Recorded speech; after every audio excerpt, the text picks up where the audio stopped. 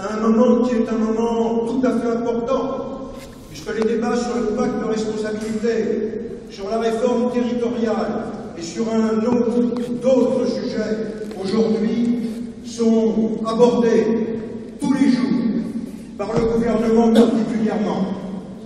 Alors mes chers camarades, je vais essayer de faire en sorte de rapidement reprendre les interventions qui ont été faites par mes camarades et qui traduisent sur le terrain ce que ce pacte de responsabilité, qui est finalement la politique générale de notre gouvernement, mais aussi des différents gouvernements européens, car bien évidemment vous avez constaté les uns et les autres que ce que nous vivons en termes d'austérité, ça n'est pas simplement en France, mais c'est dans tous les pays d'Europe que ces choses-là sont en train de se passer aujourd'hui, avec la misère au Portugal, en Espagne et ailleurs, où l'on essaie de nous faire croire aujourd'hui qu'il y aurait une forme de relance qui s'installerait.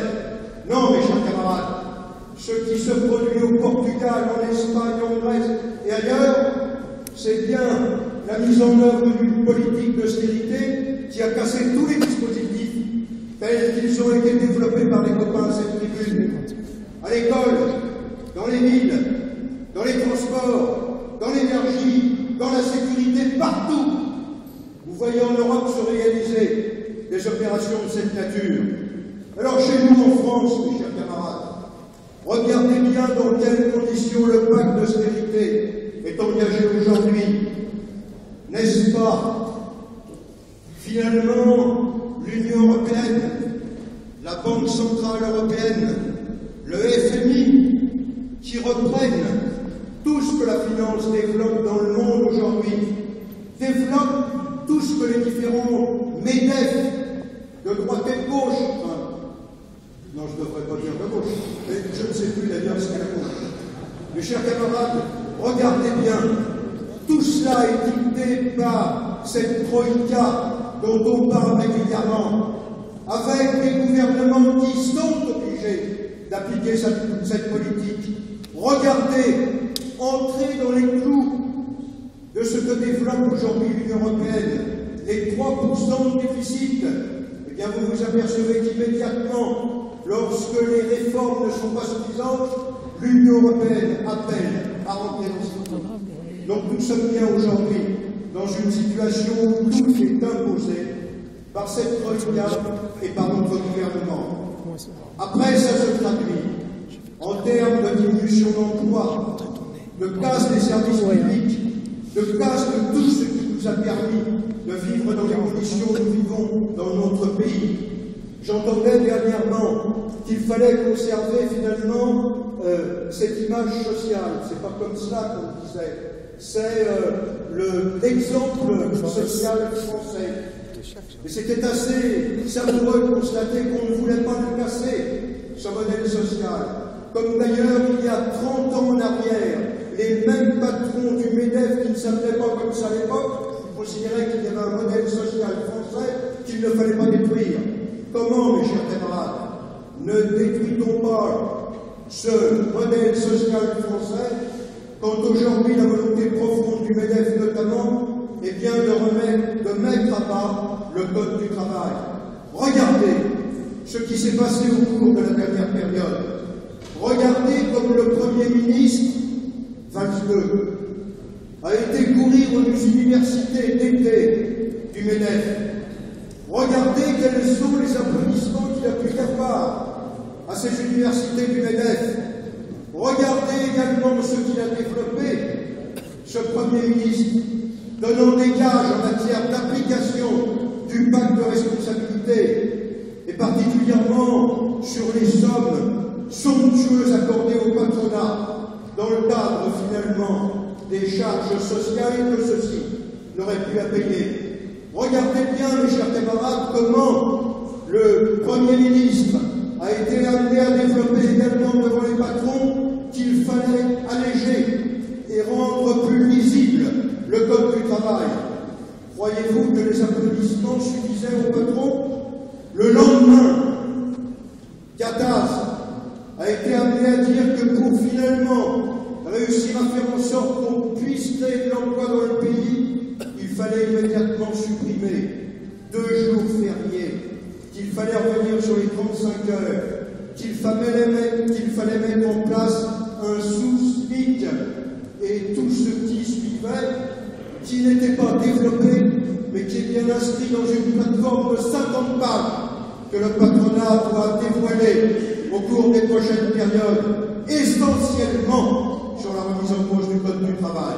Bien, mes chers camarades, que vous le vouliez ou non, cela entre bien dans le cadre du pacte de responsabilité.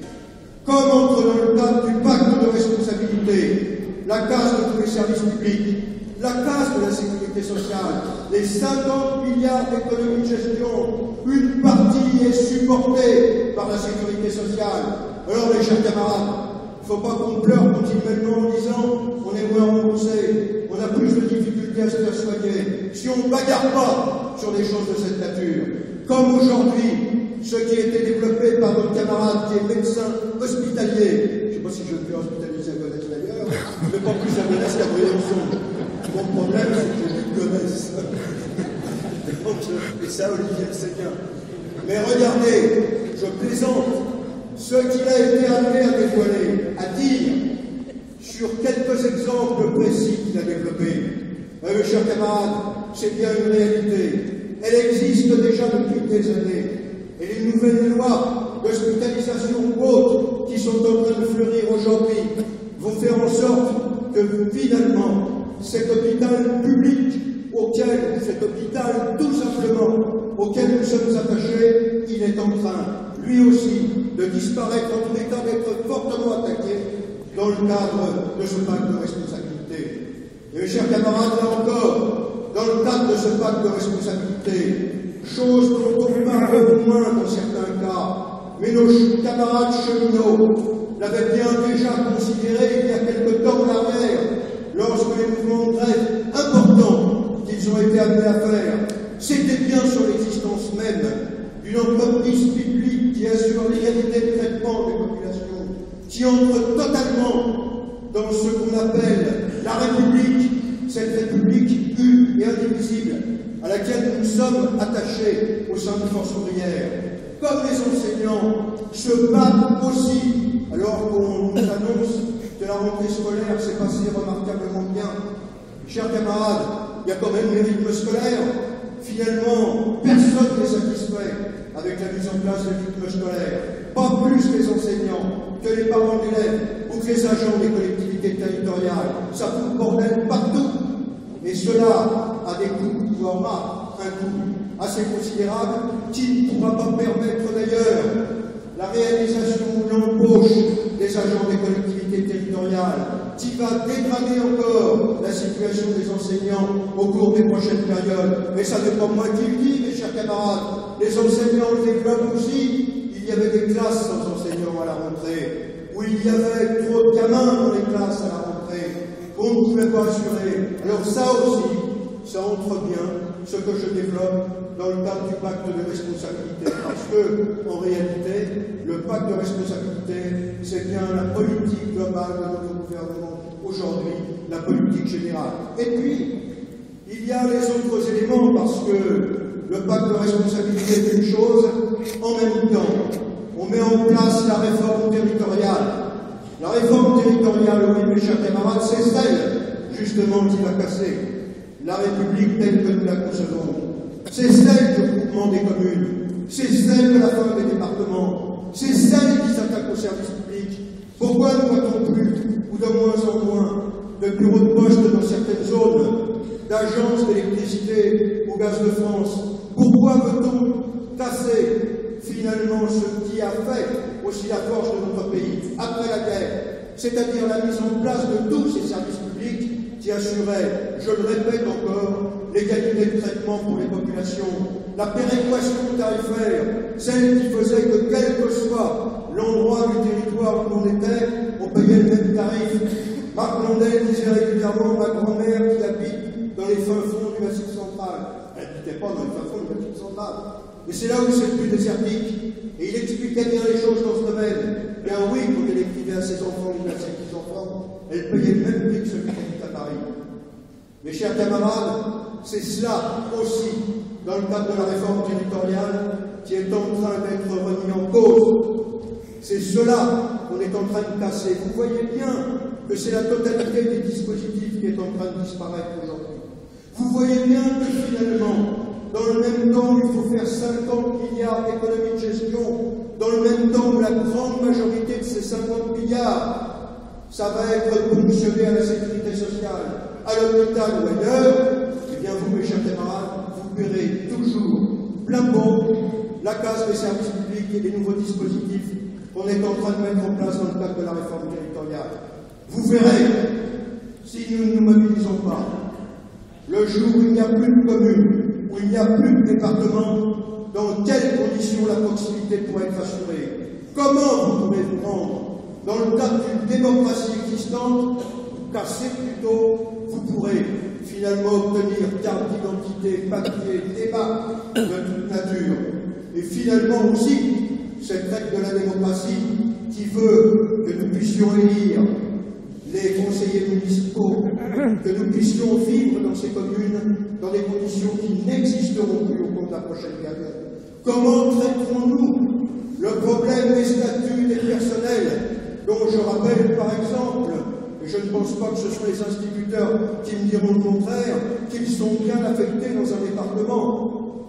Chers camarades, cette volonté, dans le cadre de la réforme territoriale, c'est aussi celle qui entre dans le pacte de responsabilité de faire toujours plus d'économies sur la démocratie et sur les populations.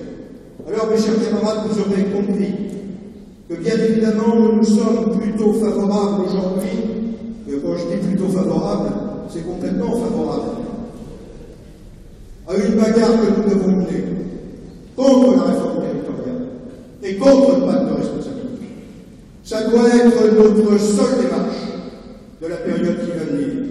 Et je crois que quand nous disons que nous avons tout intérêt à le faire dans l'unité, oui, nous avons intérêt à le faire dans l'unité, mais avec ceux qui se battent, qui sont pour le retrait du pacte de responsabilité, avec ceux qui sont contre la mise en œuvre de la réforme territoriale, et non pas avec ceux qui aujourd'hui laissent à penser qu'ils s'opposeraient par exemple à la remise en cause de 2 jours de jours fériés, comme le MEDEF l'a annoncé, en gueulant comme des ânes, dans le même temps où ils acceptent et ils signent le pacte de responsabilité.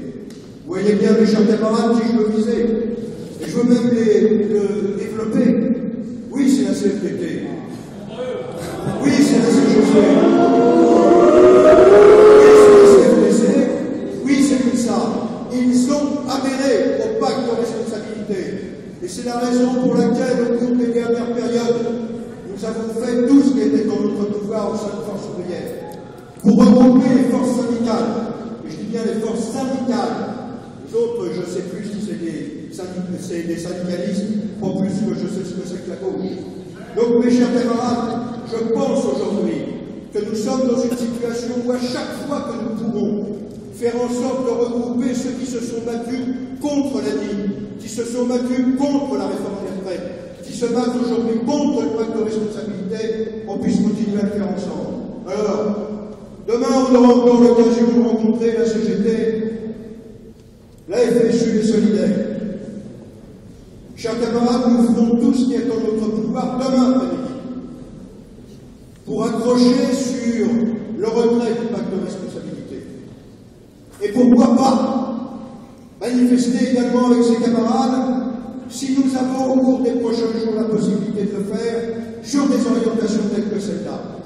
Mais nous leur avons déjà dit, et nous le redirons demain, que pour nous aujourd'hui, nous considérons qu'il n'y a qu'une seule solution.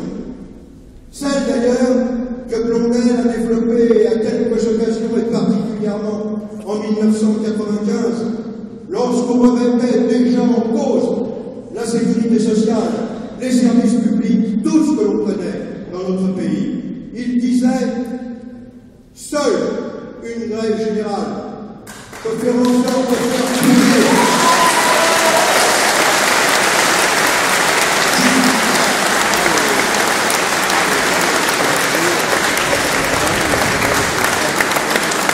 chers camarades, nous étions bien évidemment d'accord et nous étions déjà nombreux à nous mobiliser sur les positions de cette nature.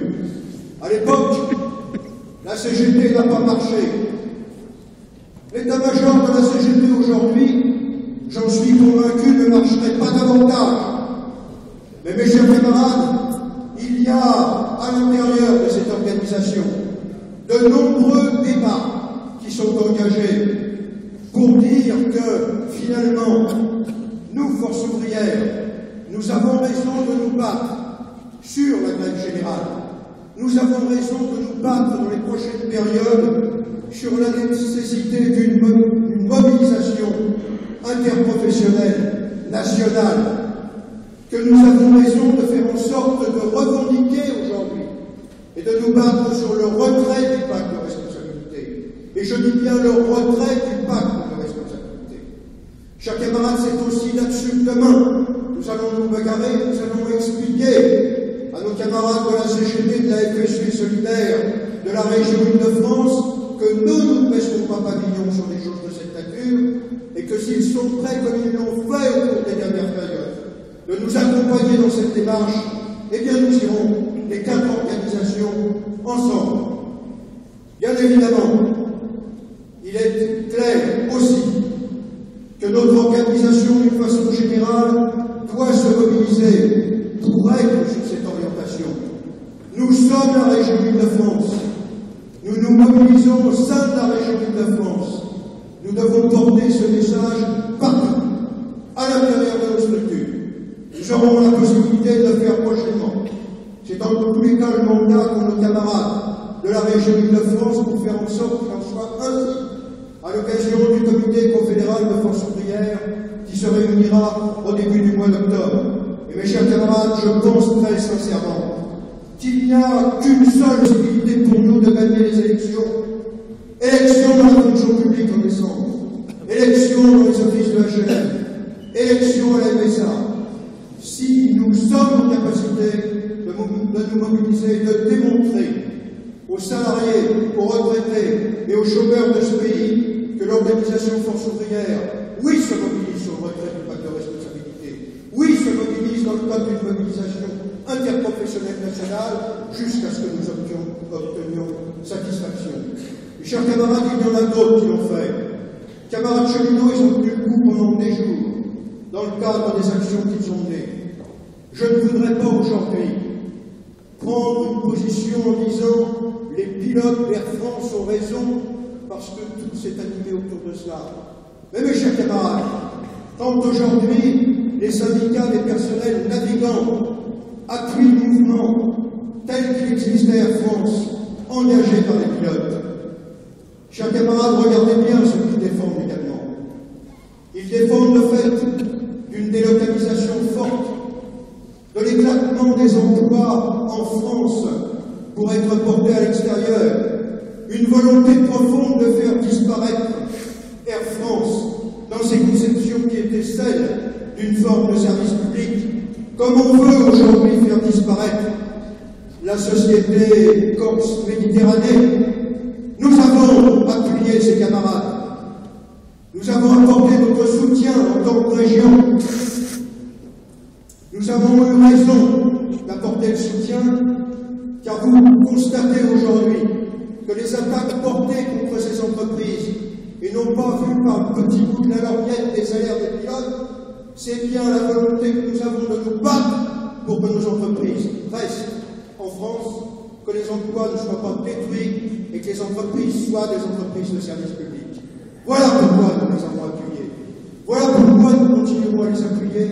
Et en tous les cas, pourquoi nous soutenons la démarche de nos camarades de force ouvrière, des personnels navigants qui ont soutenu le mouvement tel qu'il est engagé aujourd'hui. Alors, mes chers camarades, nous avons terminé ce meeting.